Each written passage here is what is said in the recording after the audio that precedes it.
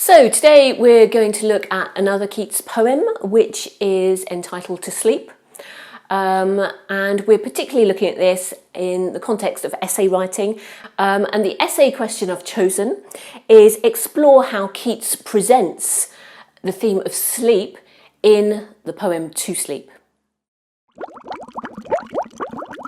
How do we solve a problem like essay writing in Keats? So I would choose to divide this essay up into probably 5 sections regarding the presentation of sleep.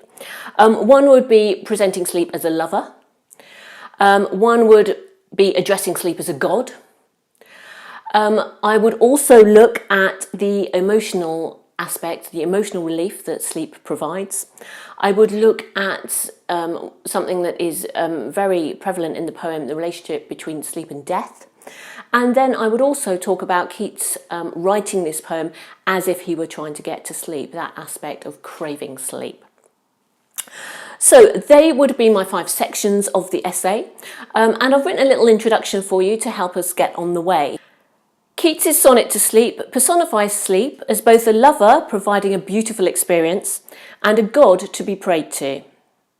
The emotional relief that sleep provides is explored in these gentle lines, but there is also a darker connection to be made between sleep and death. Unsurprisingly, given the difficulties Keats was facing in the spring of 1819, when this poem was written, Keats craves sleep. The very act of writing the poem could be taken to suggest that he was finding it difficult to sleep at the time. So first off, we're going to talk about sleep being presented as a lover. The first thing to note is the form of this poem. This poem takes the form of a Shakespearean sonnet. It has the traditional Shakespearean rhyme scheme. And we know that sonnets were, and in particular by Shakespeare, written to one's lover as a sign of appreciation, and often in order to gain something from the lover, attention, particularly of the physical sort. We should also note that this is a Shakespearean sonnet that does not end in the traditional way. It doesn't have the clinching couplet. So there is something that remains unresolved here. And I would suggest that the lover does not really give Keats the attention, the sleep that he craves. The start to the poem talks about soft embalmer, careful fingers, and sleep being embowered. These are all words from the semantic field of caressing and gentle, physical, beautiful relationships. And I think here that Keats, by his choice of form and his choice of addressing sleep, personifying sleep, and talking about it as the soft embalmer, is certainly speaking as one might in a sonnet to a lover. And so presenting sleep as something beautiful, something to be craved, and indeed perhaps lusted after. We also have the presentation of sleep as a god to be respected and prayed to. We have the semantic field of divine, save me, and soul. And Keats actually refers to this sonnet as thine hymn when addressing God, and uses the word amen, the traditional ending to a prayer. So sleep is being here characterized as someone omnipotent, powerful, and who needs to be prayed to and respected in order for sleep to be achieved.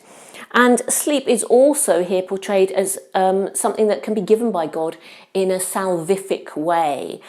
Keats talks about being saved by divine forgetfulness from woes and darkness.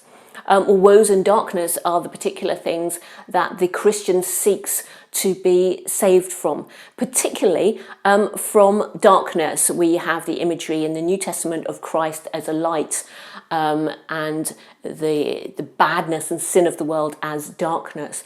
So here sleep is portrayed as again a Christian idea of something that can save you, something that can improve you, and perhaps even give you eternal life.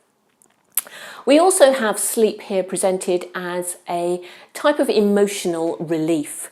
As I mentioned in my introduction, Keats here is struggling with a depression that has been documented, and as a result of a traumatic life.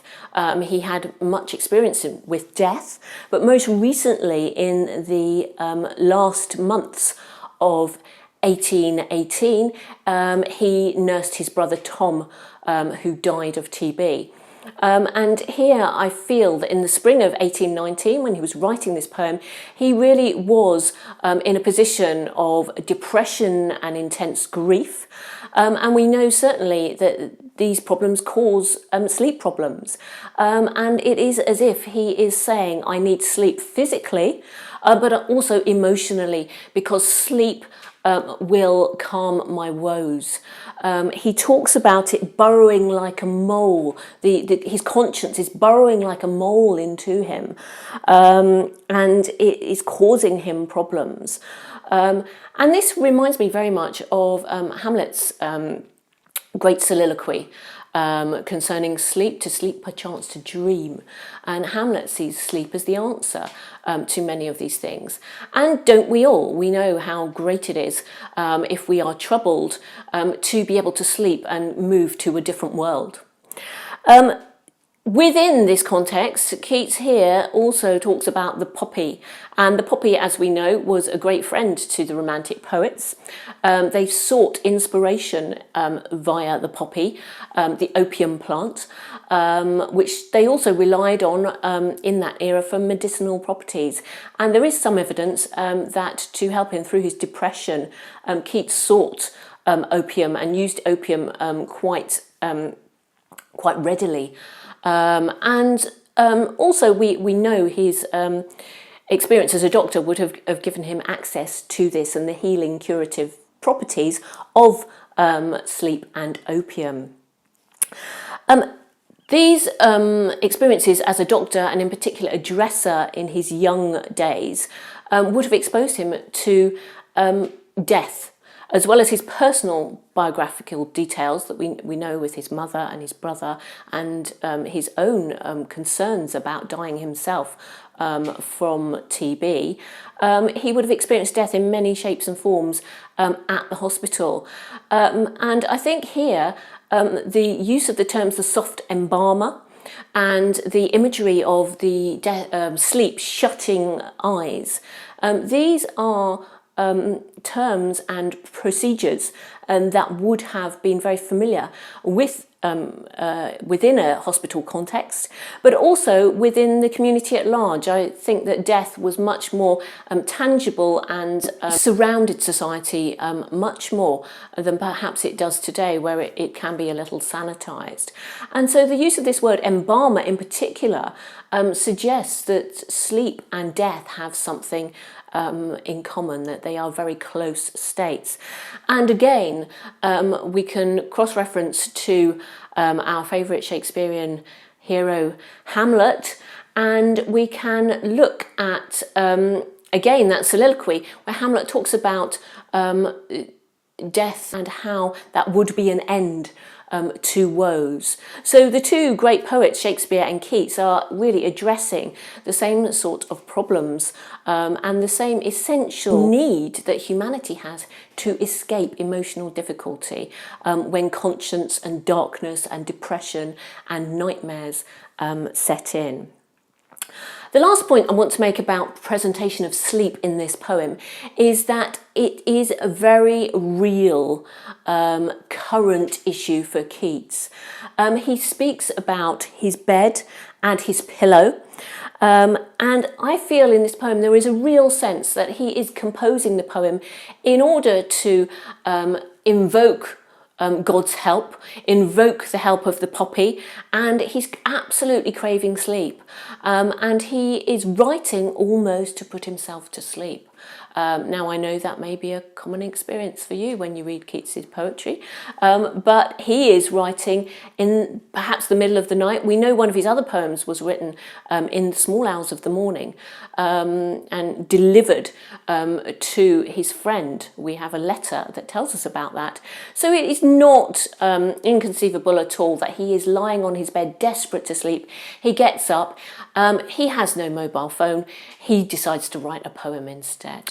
So that is how to address the presentation of sleep in this essay.